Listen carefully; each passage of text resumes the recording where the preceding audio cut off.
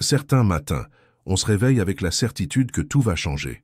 Sidonie Carpentier posa sa tasse de café sur le rebord de la fenêtre et observa les premières lueurs de l'aube caresser la surface du lac d'Annecy. Les montagnes se reflétaient dans l'eau calme, créant cette symétrie parfaite qui l'avait toujours rassurée. 32 ans qu'elle vivait dans cette ville, et jamais elle ne s'était lassée de ce spectacle. Son téléphone vibra sur la table de la cuisine. Un message de Léandre. « Café ensemble ? J'ai quelque chose à te montrer. » Elle sourit malgré elle. Depuis qu'ils étaient enfants, Léandre avait toujours eu cette façon particulière de transformer les matins ordinaires en petites aventures. Il suffisait qu'il apparaisse avec ses cheveux ébouriffés et son sourire en coin pour que la journée prenne une couleur différente. Sidonie enfila sa veste beige, celle qu'il prétendait lui donner l'air d'une libraire parisienne, et descendit les escaliers étroits de son immeuble. Dans la rue, l'air frais du matin portait l'odeur familière du lac, mélangée à celle des croissants chauds de la boulangerie Mercier. Le café, chez Madeleine, était presque vide à cette heure. Seuls quelques habitués sirotèrent leur premier express en feuilletant le Dauphiné libéré. Sidonie s'installa à leur table habituelle, près de la baie vitrée, et commanda un café au lait. Ses doigts pianotaient machinalement sur la table de bois usée. Léandre poussa la porte 15 minutes plus tard, les joues rougies par le froid. Il portait son éternel sac à dos de photographe et cette veste kaki qui avait vu tant de randonnées qu'elle semblait faire partie de lui. « Désolé du retard », dit-il en s'installant face à elle. « J'ai fait un détour par le mont Verrier. » La lumière était... Il s'interrompit, la regardant attentivement. « Tout va bien, tu as l'air différente ?» Sidonie secoua la tête, écartant une mèche de ses cheveux châtains. « Juste fatiguée. J'ai eu une séance difficile hier. Le petit Théo refuse toujours de parler de l'accident. » Léandre hocha la tête. Il connaissait l'histoire. 6 ans, parents divorcés, témoin d'une collision sur la route du col de la Forclaz. Sidonie avait cette capacité rare d'entrer dans l'univers des enfants blessés, de les accompagner là où les mots n'arrivaient plus. « Il parlera quand il sera prêt », murmura-t-il. « Tu ne peux pas porter la souffrance de tous tes patients. » Elle leva les yeux vers lui.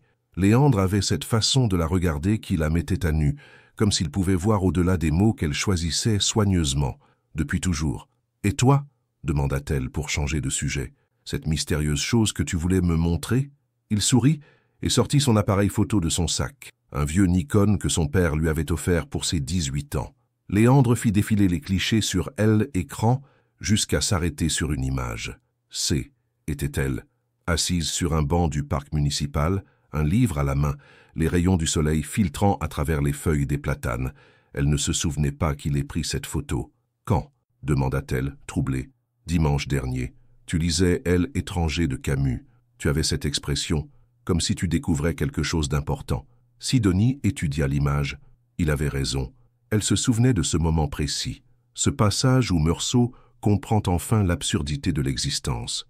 Et cette révélation soudaine, peut-être vivait-elle, elle aussi, à côté de sa propre vie. « Pourquoi tu l'as prise ?» Léandre rangea l'appareil sans répondre immédiatement. Il but une gorgée de café, regardant par la fenêtre les premiers touristes qui commençaient à déambuler le long du Thiou. « Parce que j'ai eu peur, » dit-il finalement, si bas qu'elle dut se pencher pour l'entendre. « Peur de quoi ?» Il tourna son regard vers elle, et quelque chose dans ses yeux la fit frissonner. « Peur que tu disparaisses, comme si tu étais déjà ailleurs. » Le silence s'installa entre eux, chargé d'une tension nouvelle. Dehors, les nuages s'amoncelaient au-dessus des montagnes, annonçant la pluie. Sidonie sentit quelque chose se serrer dans sa poitrine, une sensation qu'elle ne savait pas nommer, mais qui ressemblait dangereusement à la peur qu'il ait raison, et la peur encore plus grande qu'il se trompe complètement. Parfois, les questions les plus importantes sont celles qu'on n'ose pas poser. Il y a des silences qui parlent plus fort que tous les aveux. Sidonie ne parvint pas à se concentrer de tout l'après-midi. Dans son cabinet de la rue Carnot, elle écoutait d'une oreille distraite la mère de Céleste lui expliquer les cauchemars récurrents de sa fille. Ses mains prenaient des notes machinalement, mais son esprit était ailleurs, ancré dans ce regard troublant de Léandre au café. « Peur que tu disparaisses. » Que voulait-il dire par là? Depuis 25 ans qu'ils se connaissaient, jamais il n'avait employé ce ton, cette gravité nouvelle dans sa voix, comme s'il retenait des mots trop lourds pour être prononcés. « Madame Carpentier ?» La voix de Madame Dubois la ramena à la réalité.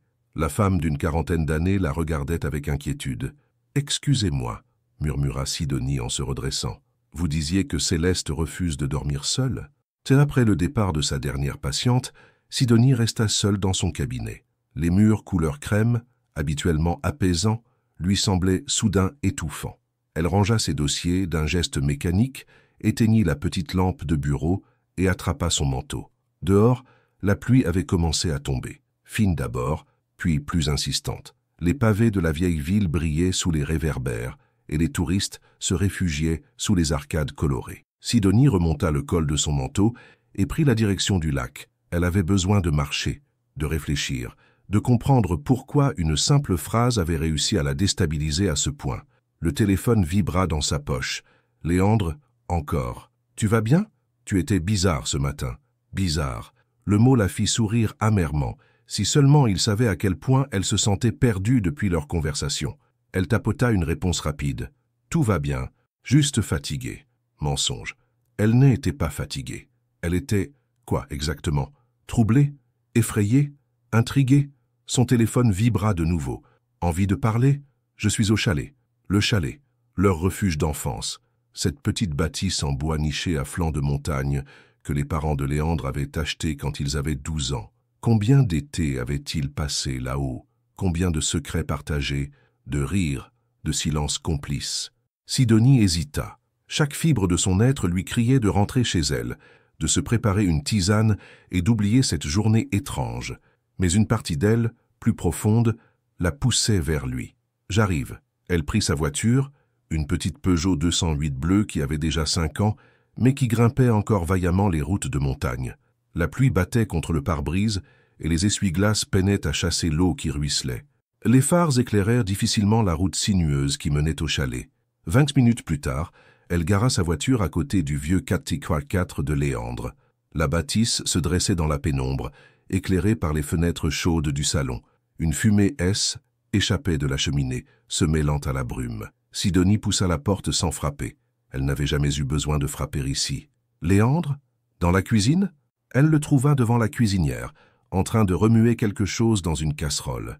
L'odeur de soupe aux légumes embaumait la pièce, mélangée à celle du feu de bois. Il avait enfilé ce pull irlandais qu'elle lui avait offert pour son 30e anniversaire. « Tu as faim ?» demanda-t-il sans se retourner. « Pas vraiment. » Il posa la cuillère et se tourna vers elle. Dans la lumière tamisée de la cuisine, ses traits semblaient plus marqués, plus matures. Quand avait-il cessé d'être le gamin insouciant qu'elle avait connu? « Alors ?» dit-il simplement. « Alors quoi? Tu n'es pas venu jusqu'ici sous la pluie, juste pour admirer mes talents culinaires. » Sidonie s'appuya contre le comptoir, croisant les bras. « Ce matin, au café, ce que tu as dit. J'ai dit beaucoup de choses. Tu sais très bien de quoi je parle. » Léandre éteignit le feu sous la casserole et se tourna complètement vers elle. Il y eut un moment de silence, uniquement ponctué par le crépitement du feu dans la cheminée voisine. « J'ai dit ce que je ressentais, » murmura-t-il finalement. « Mais qu'est-ce que ça veut dire, Léandre? Pourquoi tu aurais peur que je disparaisse? Je ne vais nulle part. » Il la regarda longuement, comme s'il cherchait les mots justes. « Peut-être que c'est moi qui disparais. » La phrase tomba entre eux comme une pierre dans l'eau tranquille d'un lac. Sidonie sentit quelque chose se serrer dans sa poitrine. « Qu'est-ce que tu veux dire ?» Léandre s'approcha d'elle, si près qu'elle pouvait sentir l'odeur de son eau de toilette, cette fragrance boisée qu'il portait depuis l'université. « J'ai reçu une proposition, un magazine de voyage. 6 mois en Patagonie. » Le monde de Sidonie vacilla imperceptiblement. 6 mois? Pour commencer, ça pourrait être plus. Dehors, la pluie redoublait d'intensité, frappant les carreaux avec violence. Dans le salon, les flammes dansaient dans l'âtre, projetant des ombres mouvantes sur les murs. Sidonie ne savait pas quoi répondre. Une part d'elle était heureuse pour lui, et c'était le genre d'opportunité dont il rêvait. Mais une autre part, plus profonde, plus primitive, hurlait silencieusement. « Quand ?» demanda-t-elle d'une voix qu'elle ne reconnut pas. « Dans 1 mois.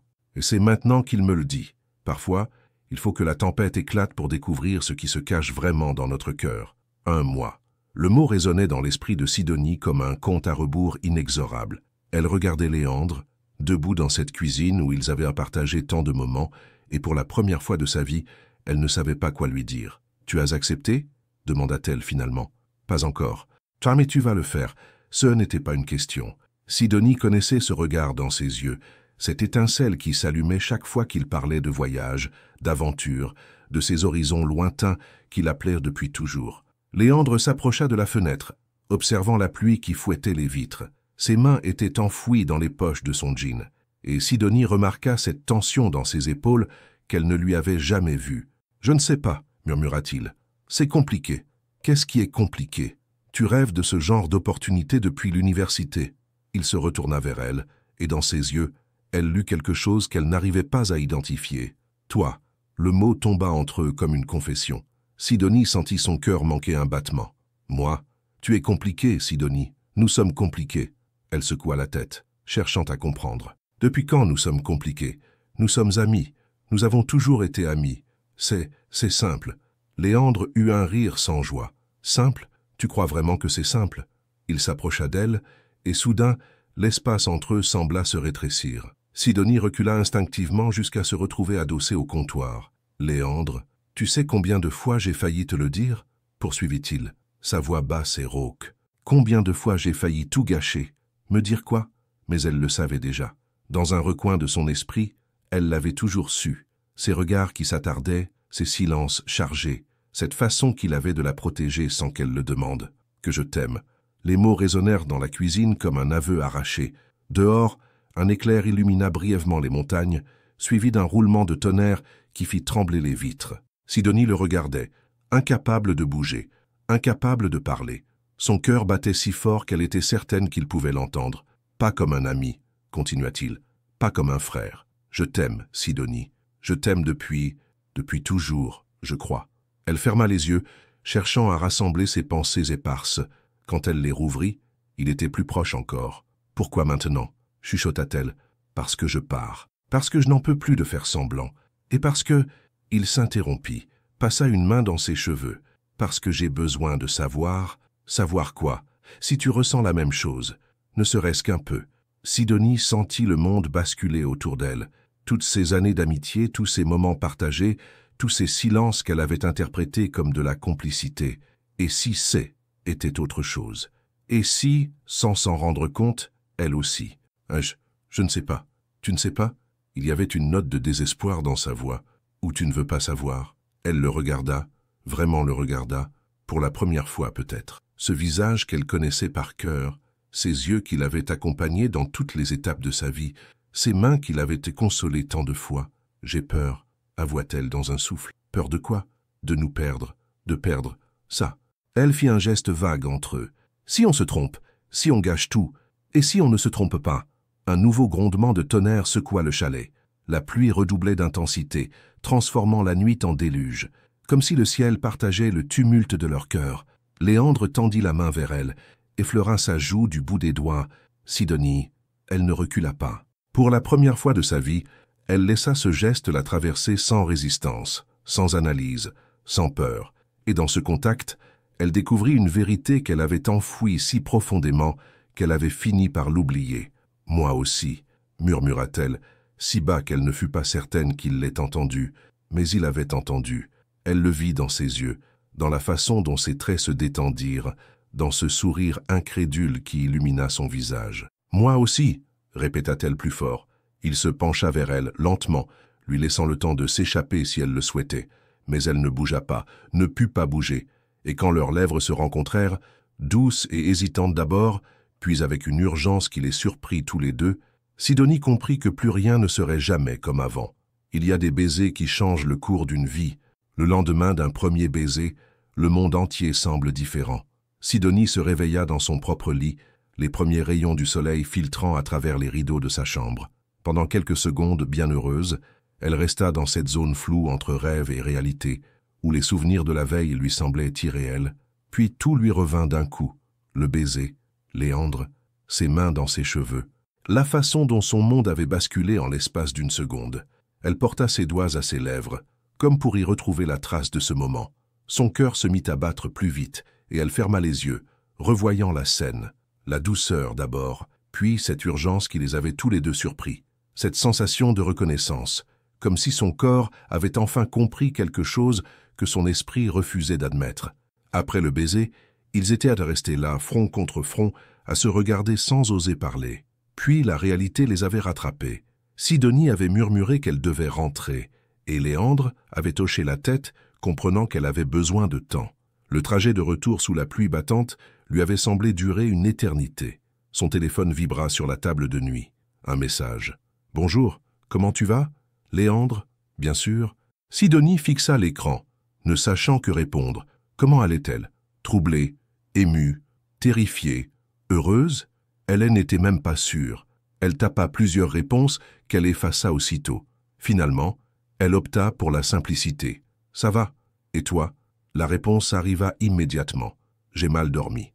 Tu me manques déjà. » Ces mots lui firent l'effet d'une décharge électrique. Léandre n'avait jamais été du genre à exprimer facilement ses sentiments. Cette soudaine vulnérabilité était aussi troublante qu'attendrissante. « On peut se voir ?» écrivit-elle avant de perdre courage. « J'espérais que tu le demandes. Parc des Jardins de l'Europe, 11 heures. »« D'accord. » Sidonie posa le téléphone et se dirigea vers la salle de bain. Dans le miroir, elle observa son reflet. Ses cheveux étaient ébouriffés, ses joues légèrement rosées, mais ce qui la frappa le plus, était son regard. Il y avait quelque chose de nouveau dans ses yeux, une intensité, une vivacité qu'elle ne se connaissait pas. Elle prit une douche longue, laissant l'eau chaude couler sur ses épaules tendues. Chaque geste lui rappelait la soirée précédente, la façon dont Léandre l'avait regardée, ses mains sur son visage, cette révélation qui changeait la perspective de toute leur histoire commune. À 10h30, elle était déjà dans sa voiture, en route vers le parc. Elle avait choisi une robe simple, couleur lavande, et ses ballerines préférées. Rien d'extraordinaire, mais elle se sentait différente, comme si ce baiser avait réveillé une partie d'elle qu'elle ignorait. Le parc des Jardins de l'Europe S étendait au bord du lac, offrant une vue imprenable sur les montagnes. Était un endroit qu'ils connaissaient bien, où ils avaient l'habitude de se promener quand ils avaient besoin de parler. Mais aujourd'hui, tout semblait différent. Elle le vit de loin, assis sur leur banc habituel face au lac. Il portait un jean sombre et cette chemise bleue qui faisait ressortir la couleur de ses yeux. Quand il la vit approcher, il se leva, et elle remarqua cette nervosité nouvelle dans ses gestes. « Salut » dit-il simplement quand elle arriva à sa hauteur. « Salut ». Ils se regardèrent un instant, et Sidonie sentit cette même électricité que la veille. Comment avait-elle pu être aveugle si longtemps? « On marche » proposa-t-elle. Ils prirent l'allée qui longeait le lac, marchant lentement. Au début, ils gardèrent leur distance, comme s'ils testaient cette nouvelle dynamique entre eux. Puis, naturellement, leurs mains se frôlèrent, et Léandre entremêla ses doigts aux siens. Ce simple contact envoya une onde de chaleur dans tout le corps de Sidonie. « J'ai réfléchi toute la nuit, » dit-elle finalement. « Moi aussi. »« Hein ?» Il s'arrêta, se tourna vers elle. Autour d'eux, quelques joggeurs matinaux et des retraités nourrissaient les canards. La vie suivait son cours, ordinaire et paisible, alors que le leur venait de basculer. « J'ai peur de t'avoir mise dans une situation impossible, » avoua-t-il, « de t'avoir forcé la main. » Sidonie secoua la tête. « Tu ne m'as forcé à rien. J'aurais pu éloigner. J'aurais pu te repousser. Mais tu ne l'as pas fait. Non, je ne l'ai pas fait. » Elle prit une inspiration profonde, rassemblant son courage. « Léandre, ce qui s'est passé hier soir, ce haine n'était pas juste de l'impulsion. Enfin, si, ça elle était. Mais elle cherchait ses mots, frustrée de ne pas arriver à exprimer clairement ce qu'elle ressentait. « Je crois que j'ai toujours su, » finit-elle par dire, « au fond de moi. Mais j'avais trop peur pour le reconnaître. » Il resserra sa main dans la sienne. « Peur de quoi? Ça changeait quelque chose qui marchait si bien. De perdre mon meilleur ami, de me tromper sur mes sentiments. Et maintenant, » elle le regarda, plongeant dans ses yeux clairs, dans cette expression qu'elle connaissait si bien, mais qu'elle voyait enfin pour ce qu'elle était vraiment. « Maintenant, j'ai encore peur, mais je ne veux plus fuir. » Un sourire lent, incrédule, éclaira le visage de Léandre. « Tu es sûr ?» Pour toute réponse, elle se hissa sur la pointe des pieds et l'embrassa, doucement, tendrement, sans la fougue de la veille, mais avec une certitude nouvelle. Quand leurs lèvres se séparèrent, elle murmura contre sa bouche « Et pour la Patagonie ?» Parfois, l'amour naissant doit déjà affronter ses premiers choix. Les plus beaux rêves sont parfois ceux qui nous déchirent le cœur. La question de Sidonie resta suspendue entre eux comme un nuage d'orage. Léandre desserra leur étreinte et recula d'un pas, passant une main nerveuse dans ses cheveux. Elle connaissait ce geste. Il le faisait chaque fois qu'il était confronté à un dilemme. « Je dois répondre demain, » dit-il finalement. « Et qu'est-ce que tu vas leur dire ?» Il se tourna vers le lac, observant les cygnes qui glissaient gracieusement sur l'eau. Au loin, un bateau de touristes naviguait paisiblement, ses passagers admirant le paysage. Tout semblait si simple, vu de l'extérieur. « Je ne sais pas. » Sidonie sentit quelque chose se serrer dans sa poitrine. Elle avait espéré, quoi, exactement? Qu'ils refusent immédiatement? Qu'ils choisissent spontanément leur amour naissant plutôt que ses rêves? C'est une opportunité exceptionnelle, dit-elle, s'efforçant de garder un ton neutre. Sidonie, non, c'est vrai. Combien de photographes peuvent rêver d'un tel contrat?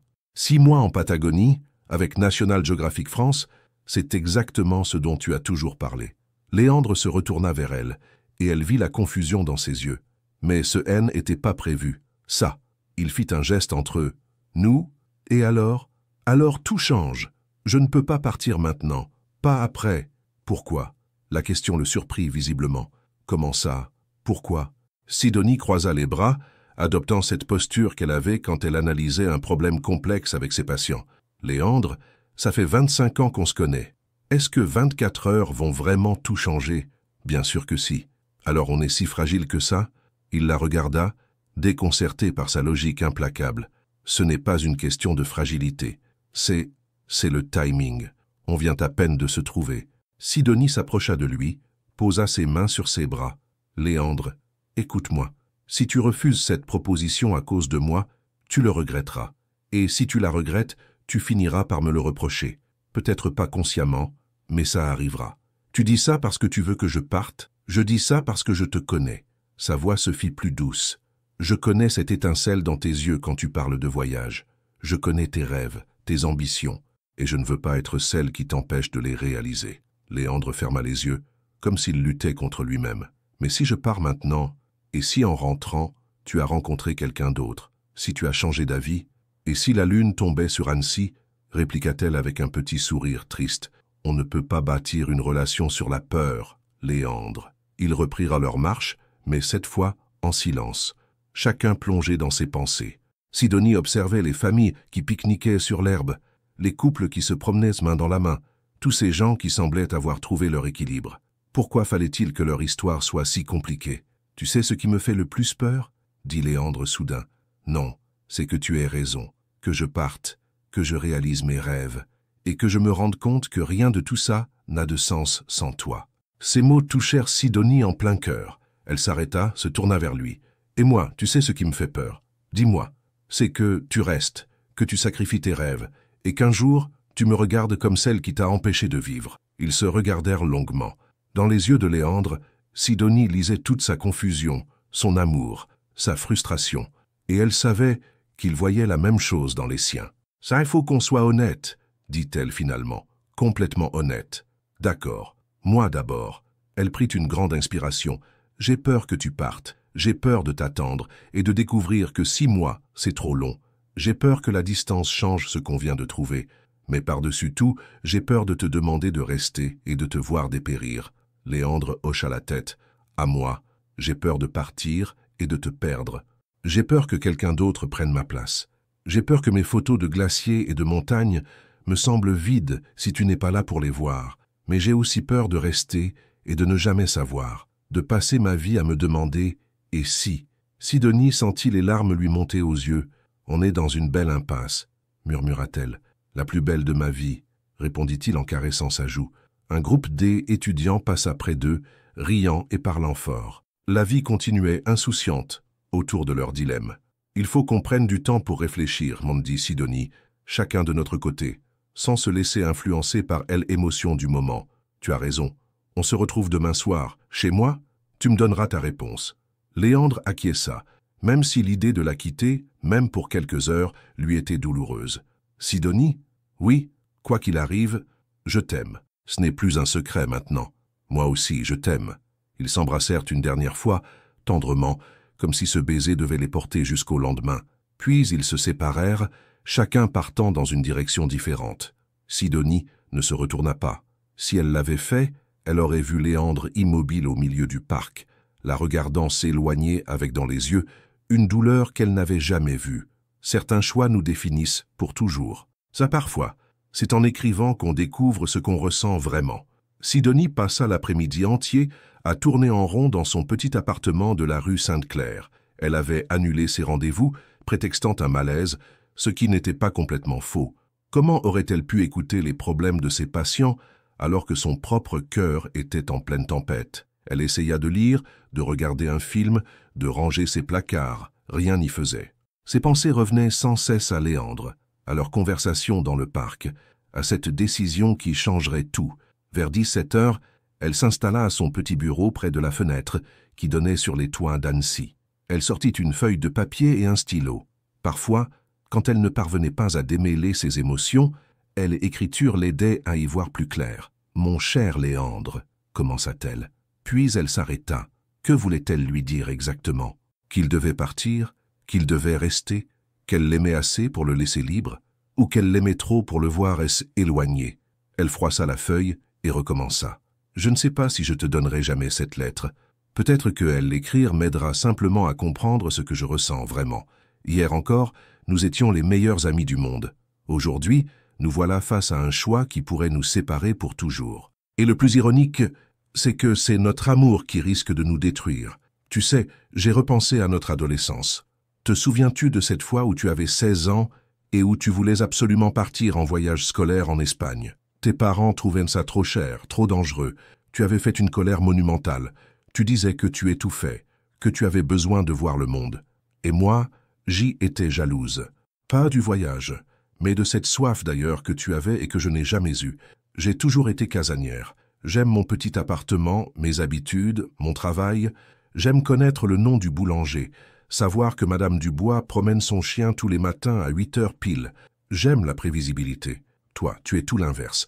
Tu as besoin de mouvement, de découverte, de défis. C'est ce qui te rend si vivant, si passionné. Et c'est aussi ce qui me fait peur. Pas peur de toi, peur de moi. Peur de devenir celle qui te retient, celle qui transforme ton regard aventurier en regard nostalgique. Je t'aime, Léandre. Je crois que je t'ai toujours aimé d'une façon ou d'une autre, mais je t'aime assez pour vouloir que tu restes toi-même. Et toi-même, c'est quelqu'un qui a besoin de partir pour mieux revenir. Alors va-y, pars, vis tes rêves, photographie ces paysages qui te font vibrer. Et si, en rentrant, tu as encore envie de construire quelque chose avec moi, alors nous verrons. Je ne te promets pas de t'attendre. Ce serait malhonnête, mais je te promets de rester ouverte à ce que la vie nous réserve. Ton ami qui t'aime, Sidonie, P.S. J'ai gardé la photo que tu as prise de moi dimanche dernier, celle où j'ai l'air de découvrir quelque chose d'important. Tu avais raison, je découvrais que J était amoureuse de mon meilleur ami. Sidonie relut la lettre plusieurs fois, les larmes aux yeux, puis elle la plia soigneusement et la glissa dans une enveloppe. Sur le devant, elle écrivit simplement « Léandre ». Elle la posa sur sa table de nuit et alla se préparer un thé. Dans la cuisine, elle regardait les montagnes qui se profilaient au loin, teintées d'orange par le soleil couchant. Quelque part là-haut, Léandre était peut-être en train de prendre la même décision qu'elle venait de prendre. Son téléphone sonna. Sa sœur, Églantine. « Salut, petite sœur. Comment ça va ?»« Ça va, » mentit Sidonie. « Tu as une drôle de voix. Il s'est passé quelque chose. » Églantine avait toujours eu cette capacité à percevoir son état d'esprit, même à distance. Elle vivait à Lyon avec son mari et ses 2 enfants, mais elle restait très proche. C'est compliqué. Raconte. Sidonie hésita. Comment expliquer à sa sœur qu'elle venait de tomber amoureuse de son meilleur ami, qui allait peut-être partir à l'autre bout du monde? C'est Léandre, finit-elle par dire. Ah, ce simple « ah » en disait long. Églantine avait toujours pensé qu'il y avait quelque chose entre eux. Il m'a dit qu'il m'aimait. Et je crois que moi aussi. Tu crois? Non, je sais, je l'aime. Alors, où est le problème? Sidonie lui expliqua toute l'histoire, la proposition de travail, le départ imminent, leur dilemme. Églantine, elle, écouta sans l'interrompre. « Tu sais ce que je pense ?» dit-elle finalement. « Dis-moi, je pense que vous vous compliquez la vie. Si vous vous aimez, vous trouverez un moyen. 6 mois, ce n'est pas la fin du monde. Et si ça change tout? Et si ça ne change rien? Sidonie, tu passes ta vie à anticiper le pire. Parfois, il faut juste faire confiance. » Après avoir raccroché, Sidonie resta longtemps assise dans sa cuisine, réfléchissant aux paroles de sa sœur. Peut-être avait-elle raison, peut-être était-elle en train de se créer des problèmes qui n'existaient pas. Elle regarda l'enveloppe sur sa table de nuit. Cette lettre représentait ses peurs, ses doutes, sa façon rationnelle d'appréhender les choses. Mais était-ce vraiment ce qu'elle voulait dire à Léandre?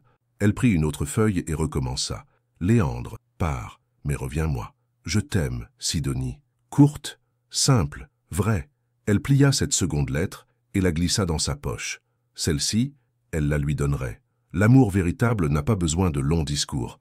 Il y a des soirées qui redéfinissent le cours d'une vie entière. Sidonie avait préparé un dîner simple, une salade de chèvre chaud, des pâtes aux champignons et une tarte aux poires qu'elle avait achetée chez Mercier. Rien d'extraordinaire, mais Léandre avait toujours aimé sa cuisine. Elle voulait que cette soirée, quelle que soit l'issue, reste un bon souvenir. À 19h tapante, il frappa à sa porte. Quand elle ouvrit, elle fut frappée par son apparence.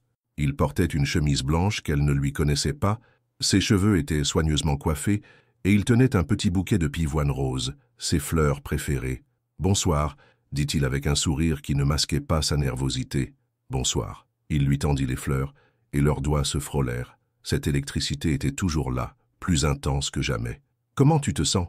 demanda-t-elle en arrangeant les pivoines dans un vase. « Comme quelqu'un qui s'apprête à prendre la décision la plus importante de sa vie. » Ils dînèrent en parlant de tout et de rien, du nouveau livre que lisait Sidonie, de la météo capricieuse du printemps, des derniers potins d'Annecy, comme s'ils évitaient soigneusement le sujet qui les préoccupait tous les deux.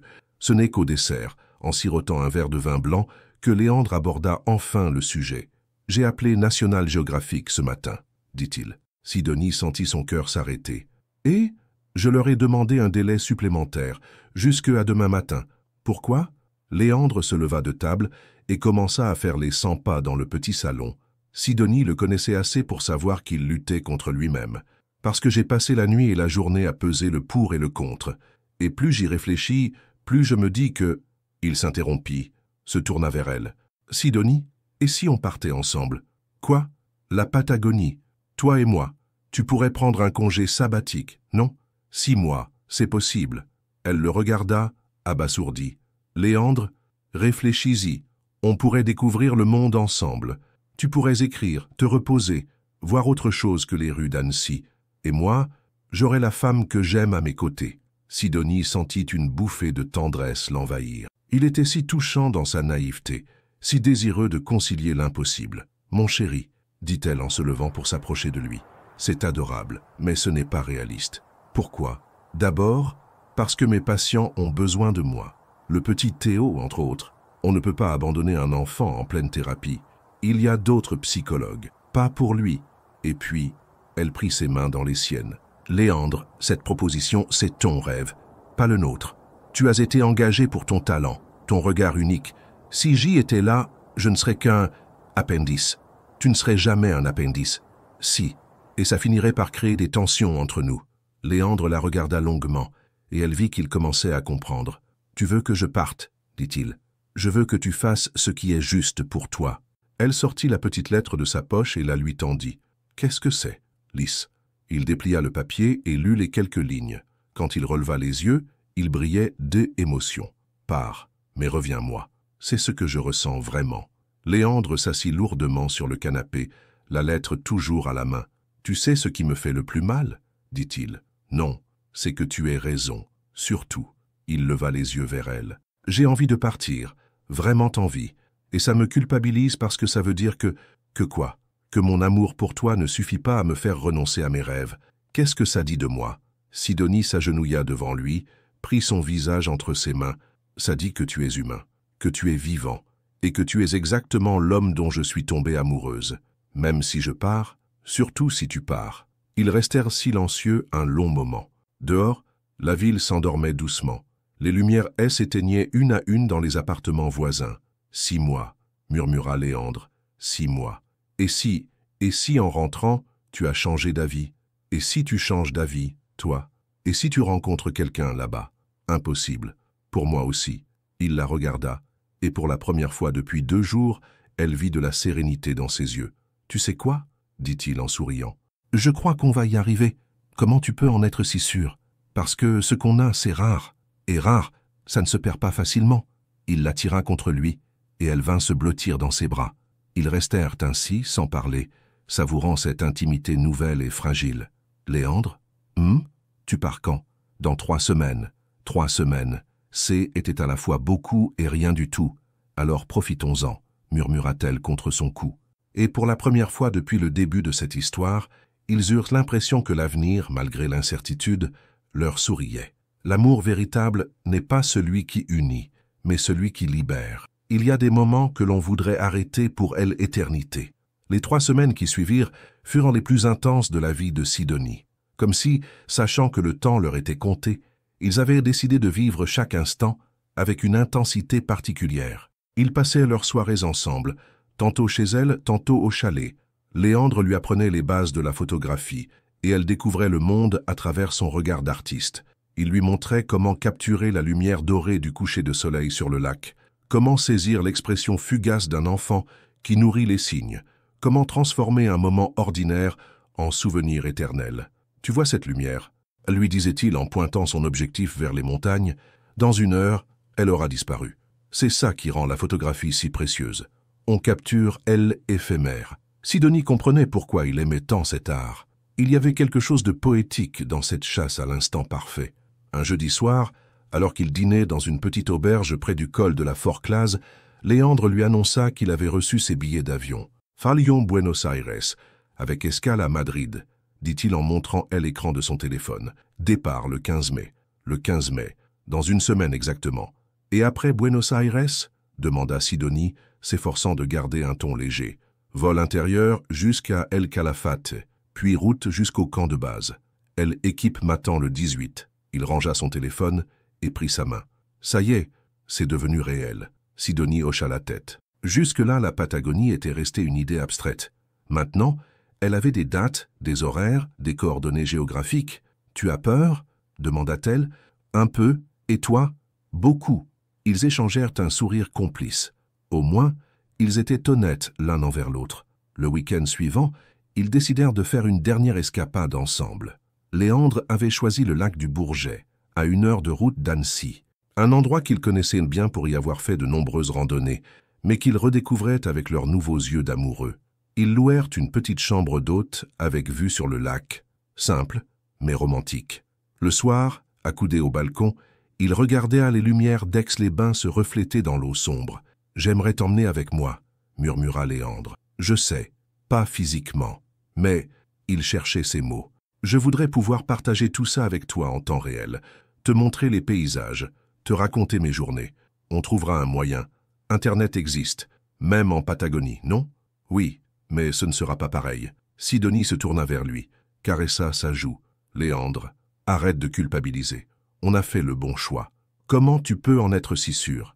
Parce que sinon, tu ne serais pas l'homme dont je suis tombée amoureuse. » Cette nuit-là, ils firent l'amour pour la première fois, avec une tendresse infinie, comme s'ils gravaient ce moment dans leur mémoire pour les mois à venir. Sidonie découvrit un autre Léandre, plus vulnérable, plus intense, et lui découvrit en elle une passion qu'elle ne se connaissait pas.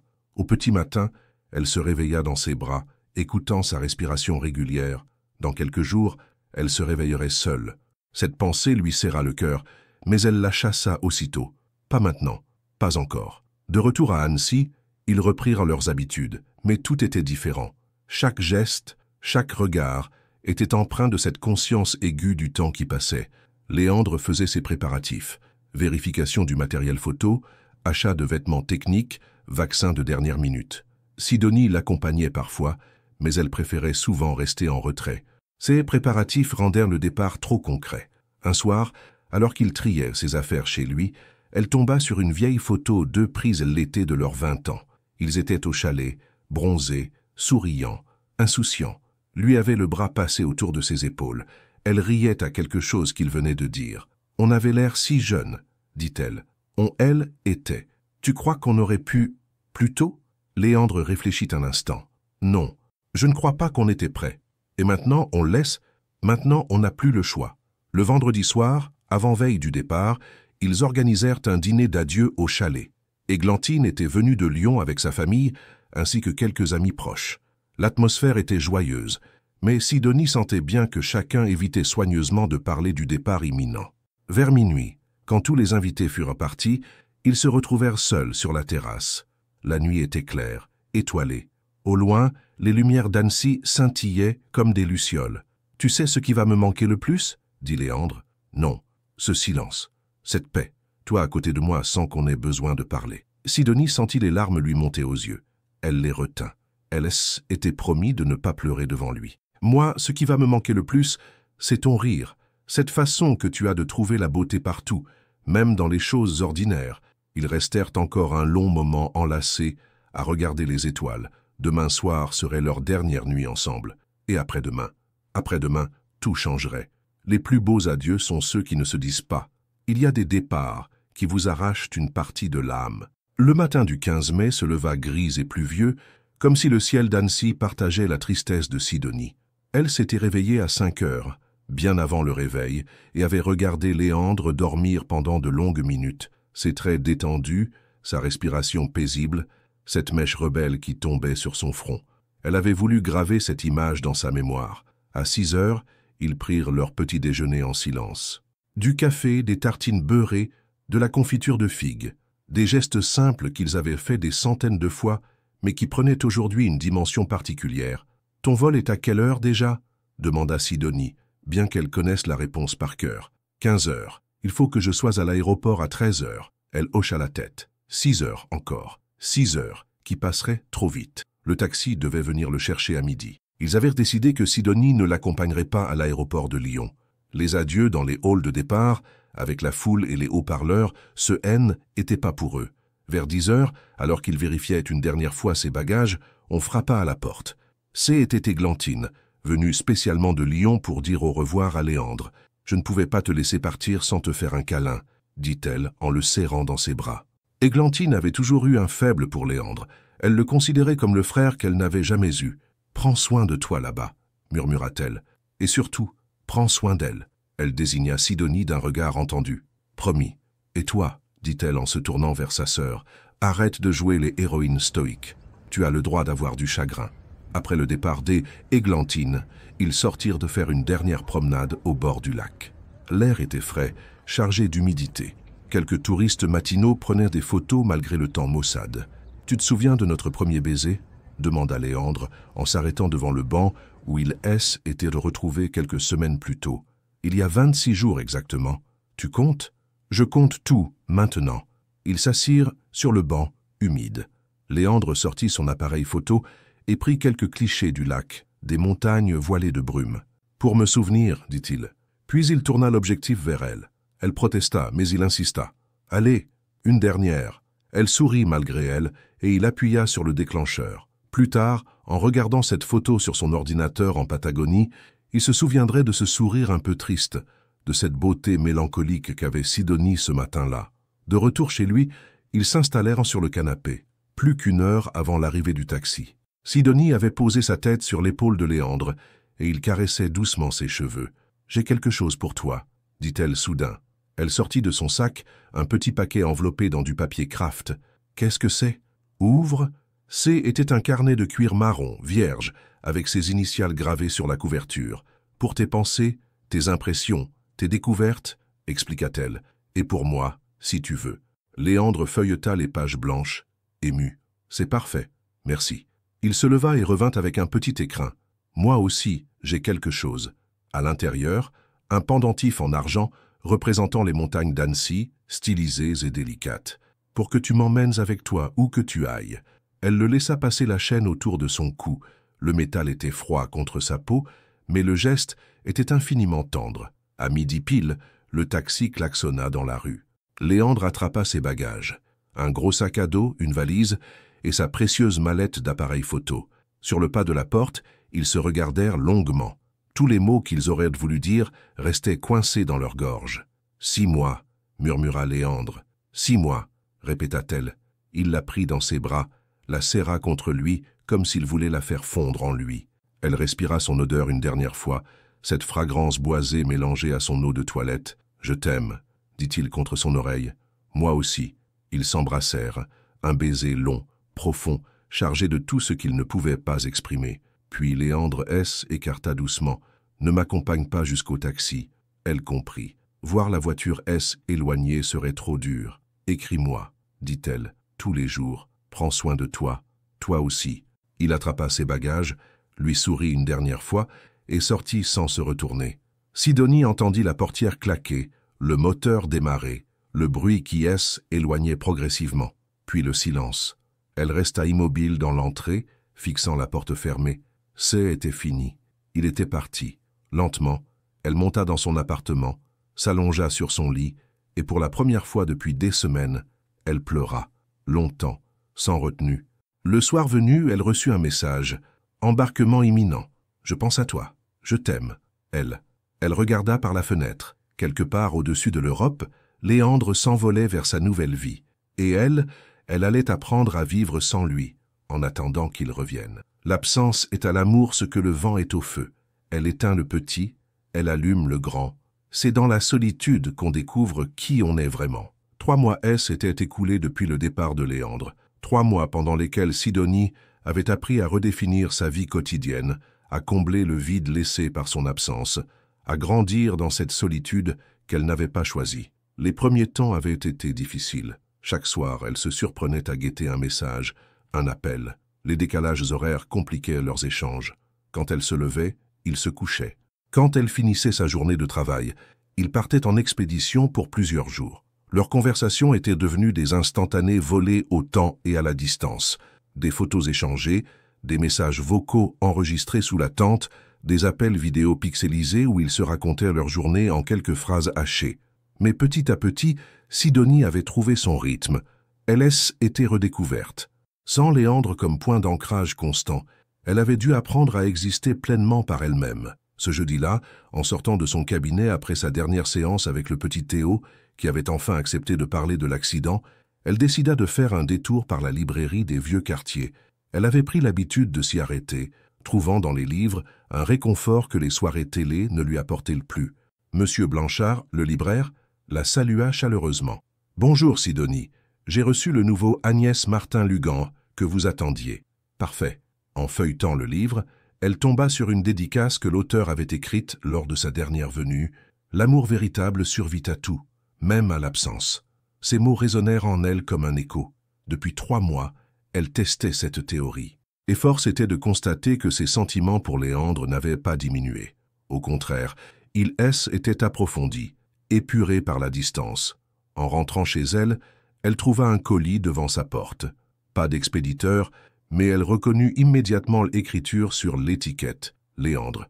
À l'intérieur, un livre de photographies de Patagonie et une longue lettre manuscrite. « Ma chérie, je t'écris depuis le camp de base, après une semaine d'expédition dans les montagnes. J'ai vu des paysages à couper le souffle, des glaciers millénaires, des aurores australes qui dansaient dans le ciel. J'ai pris des centaines de photos, rencontré des gens extraordinaires. Mais tu sais quoi? Rien de tout ça n'a de sens sans toi pour le partager. Je ne dis pas ça pour te culpabiliser ou pour te faire changer d'avis. Tu avais raison de me laisser partir. J'avais besoin de vivre cette aventure, de me confronter à mes rêves. Et je l'ai fait, pleinement. Mais chaque soir, sous la tente, quand je regarde les étoiles, c'est ton visage que je vois. Chaque photo que je prends, c'est pour te la montrer. Chaque moment de beauté pure, je le vis avec cette petite douleur au cœur de ne pas pouvoir te prendre la main et te dire « Regarde, tu vois ça ? Je crois que j'ai compris quelque chose d'important ici. Mes rêves, mes ambitions, mes voyages, tout ça ne prend son sens que parce que je sais que quelque part, il y a toi, que je peux rentrer vers toi. Tu es mon port d'attache, Sidonie, mon or magnétique. Et être loin de toi m'a fait réaliser que je ne veux plus jamais repartir sans toi. Plus que 3 mois. Je compte les jours. Je t'aime. Infiniment. Léandre P. S. Page 127. Il y a une photo d'un lac gelé au coucher de soleil. C'est celle qui te ressemble le plus. Paisible et magnifique. Sidonie dut s'asseoir, émue aux larmes. Elle ouvrit le livre à la page indiquée. Effectivement, la photo était magnifique. Un lac d'un bleu profond, cerné de montagnes enneigées, avec cette lumière dorée si caractéristique de Léandre. Elle prit son téléphone et tapa un message. « J'ai reçu ton colis. Tu me manques terriblement, mais je suis fier de toi. Continue à réaliser tes rêves. Je serai là quand tu rentreras. » La réponse arriva quelques heures plus tard. Et si on ne partait plus jamais? Si on trouvait un moyen de voyager ensemble? Cette proposition la fit sourire. Il était en train de mûrir là-bas, au bout du monde, exactement comme elle l'avait espéré. Le lendemain, elle eut une séance difficile avec une nouvelle patiente, une adolescente de 15 ans qui refusait de parler depuis un traumatisme familial. En sortant du cabinet épuisée, elle croisa par hasard Julienne, une ancienne collègue qu'elle n'avait pas vue depuis des mois. « Sidonie, quelle surprise! Comment ça va ?» Elles prirent un café ensemble, rattrapant le temps perdu. Julienne lui parla de son nouveau poste, de ses enfants, de sa vie bien remplie. « Et toi ?» demanda-t-elle finalement. « Toujours célibataire ? C'est compliqué. Sidonie lui raconta l'histoire de Léandre, leur amour récent, son départ, l'attente. « 6 mois de séparation ?» s'exclama Julienne. « Ma pauvre, moi, je n'aurais jamais pu. Au début, j'ai cru que je n'y arriverais pas non plus. Mais j'ai découvert que J était plus forte que je ne le pensais. Et surtout, j'ai compris que l'amour, le vrai, ce n'est pas de la dépendance, c'est de la liberté partagée. » Julienne la regarda avec admiration. « Tu as changé, tu rayonnes. » En rentrant chez elle ce soir-là, Sidonie se regarda dans le miroir de sa salle de bain. Julienne avait raison. Elle avait changé. Ses traits étaient plus affirmés, son regard plus déterminé. Ces 3 mois de solitude l'avaient transformée. Elle n'était plus la femme qui avait peur de perdre son meilleur ami. Elle était devenue celle qui était capable d'aimer assez pour laisser partir et assez forte pour attendre. Son téléphone vibra. Un appel vidéo de Léandre. Elle décrocha. Et son visage apparut sur l'écran, bronzé, barbu, fatigué mais souriant. « Bonsoir ma belle. »« Bonsoir toi. Tu es resplendissante. Toi aussi. Différent mais beau. » Ils parlèrent 1 heure, se racontant leur journée, leurs découvertes, leurs réflexions. Et pour la première fois depuis son départ, Sidonie eut la certitude absolue qu'ils allaient y arriver, qu'ils étaient en train de construire quelque chose de plus fort que ce qu'ils avaient jamais imaginé. L'amour n'unit pas seulement 2 cœurs, il révèle 2 âmes. Les plus beaux retours sont ceux qui nous ramènent vers nous-mêmes. 6 mois plus tard, Sidonie marchait lentement le long du lac d'Annecy, ce même chemin qu'elle avait emprunté tant de fois ces derniers mois. Mais aujourd'hui, tout était différent. L'automne avait peint les montagnes de couleurs chatoyantes, et l'air frais portait cette promesse de renouveau qu'elle connaissait si bien. Dans quelques heures, Léandre serait de retour. Son vol avait atterri à Lyon dans la matinée, et il avait insisté pour rentrer seul. « J'ai besoin de retrouver mes repères tranquillement », avait-il dit. Elle avait compris. Après 6 mois d'absence, on ne reprend pas sa vie là où on l'a laissée. Il faut se réapprivoiser. Elle s'arrêta devant le parc des Jardins de l'Europe, près de leur banc habituel. Une exposition de photographies en plein air avait été installée, comme un clin d'œil du destin. Des paysages du monde entier s'alignaient sur des panneaux, captant la lumière dorée de cette fin d'après-midi d'octobre. En s'approchant, elle reconnut immédiatement le style, ses cadrages, cette façon unique de saisir la lumière, cette sensibilité particulière. Était Léandre. L'exposition s'intitulait « Lettre d'un voyageur, 6 mois en Patagonie ». Son cœur se mit à battre plus fort. Il ne lui avait rien dit. Elle déambula entre les clichés, émue aux larmes. Chaque photo racontait une histoire. Les glaciers millénaires, les aurores australes dont il lui avait parlé, les visages burinés des gauchos, la beauté sauvage des pampas. Mais ce qui la frappa le plus, était la mélancolie qui se dégageait de chaque image. Comme si le photographe avait capturé la beauté du monde, tout en portant en lui une nostalgie profonde. Au centre de l'exposition, une photo plus grande que les autres attira son attention. Un lac gelé au coucher de soleil, exactement comme celui du livre qu'il lui avait envoyé. Mais en bas du panneau, une petite plaque indiquait « Dédié à S, mon port d'attache. Tu l'aimes ?» La voix la fit sursauter. Elle se retourna et il était là, Léandre, plus mince, la peau hâlée, les cheveux plus longs, mais avec ce même regard tendre qu'elle connaissait par cœur. « Elle est magnifique », murmura-t-elle, incapable de détacher ses yeux de lui. « Toi aussi. » Ils se regardèrent longuement, savourant ces retrouvailles qu'ils avaient imaginées tant de fois. Il y avait quelque chose de différent en lui, une sérénité nouvelle, une assurance tranquille. « Depuis quand cette exposition ?» demanda-t-elle. « Depuis ce matin. J'ai voulu te faire une surprise. » Mission accomplie. Il s'approcha d'elle, lentement, comme s'il redécouvrait sa présence physique après des mois d'écran et de photos. « Tu m'as manqué, » dit-il simplement. « Toi aussi, mais je suis fier de ce que tu as fait, de ce que tu es devenu. » Léandre sourit, ce sourire un peu timide qu'elle lui connaissait depuis l'enfance. « J'ai quelque chose à te dire, » dit-il. « Je t'écoute. » J'ai démissionné de National Geographic. Sidonie écarquilla les yeux. « Quoi? Mais pourquoi? » « Parce que j'ai compris quelque chose là-bas. Mes plus belles photos, ce ne sont pas celles des glaciers ou des montagnes, ce sont celles que j'ai prises de toi. » Il sortit son appareil photo et lui montra à l'écran. Était la dernière photo qu'il avait prise d'elle le matin de son départ. Ce sourire mélancolique, cette beauté douce, cette lumière dans ses yeux. J'ai réalisé que je voulais photographier la beauté au quotidien, celle qu'on côtoie sans la voir, les gens qu'on aime, les moments simples, la poésie de l'ordinaire. Et professionnellement, J'ai eu plusieurs propositions, des magazines français, des agences locales, et puis, il hésita. J'aimerais monter ma propre agence, ici, à Annecy. Sidonie sentit son cœur s'emballer. Tu es sûr? Tu ne vas pas regretter l'aventure? L'aventure, c'est avec toi que je veux la vivre. Plus besoin d'aller au bout du monde pour la trouver. Il prit ses mains dans les siennes. Sidonie, ces 6 mois m'ont appris que je peux réaliser tous mes rêves, visiter tous les pays du monde, photographier les plus beaux paysages, mais que rien de tout ça n'a de sens si je ne peux pas le partager avec toi. Elle sentit les larmes lui monter aux yeux. Et si nous voyagions ensemble, maintenant, continua-t-il, pas pour fuir ou pour conquérir le monde, juste pour découvrir ensemble ce que la vie a à nous offrir. Tu es en train de me demander, je suis en train de te demander si tu veux construire notre histoire, vraiment, sans peur, sans distance, sans compte à rebours. Pour toute réponse, elle se hissa sur la pointe des pieds et l'embrassa. Ce baiser avait le goût des retrouvailles, de la certitude, de l'avenir qui s'ouvre. Autour d'eux, les visiteurs de l'exposition continuaient à admirer les photos, inconscients qu'ils assistaient au véritable happy ending de cette histoire d'amour. Quand leurs lèvres se séparèrent, Léandre murmura « J'ai autre chose pour toi ». Il sortit de sa poche le petit carnet de cuir qu'elle lui avait offert avant son départ. Il était maintenant rempli de son écriture, de ses pensées, de ses découvertes. Toute mon aventure est là-dedans. Mais surtout, toutes mes lettres d'amour que je n'ai pas envoyées. Elle prit le carnet, le serra contre son cœur. « Et maintenant » demanda-t-elle. « Maintenant, on rentre à la maison, et on commence à écrire la suite. » Ils partirent bras dessus, bras dessous, longeant le lac dans la lumière dorée du couchant. Derrière eux, l'exposition témoignait de leur séparation et de leur croissance. Devant eux s'étendait l'avenir, incertain mais lumineux. Car ils avaient appris la plus belle leçon de l'amour véritable. Parfois, il faut se perdre pour mieux se retrouver.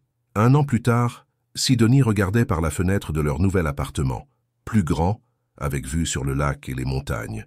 Sur les murs s'alignaient les plus belles photos de Léandre, des paysages de Patagonie, mais aussi des instants volés de leur vie quotidienne. Cette série intitulée « L'art d'aimer au quotidien » avait rencontré un succès inattendu.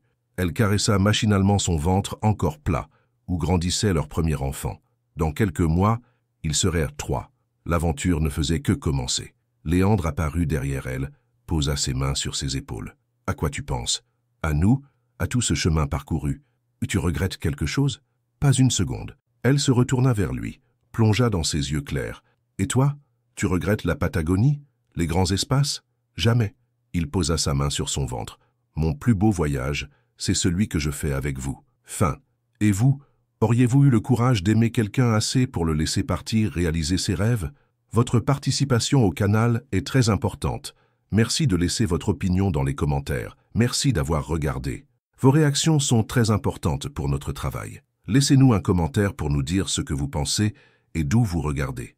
N'oubliez pas de vous abonner à la chaîne et d'activer les notifications pour ne rien manquer. Votre participation est très importante pour la poursuite de notre travail, alors partagez-la avec ceux qui aimeront cette histoire.